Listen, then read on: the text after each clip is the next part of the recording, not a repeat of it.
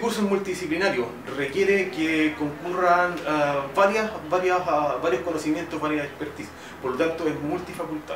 Consiste en que los alumnos durante el semestre desarrollen una aplicación práctica resolviendo un problema de innovación que pueda tener alguna organización, esta sea una pequeña empresa, una organización sin fines de lucro. La metodología se basa en aprendizaje-servicio, lo que significa esto que en el currículum del ramo y de lo que los alumnos aprenden y saben, ¿cierto?, lo desarrollan en una aplicación práctica, en un caso concreto en la sociedad.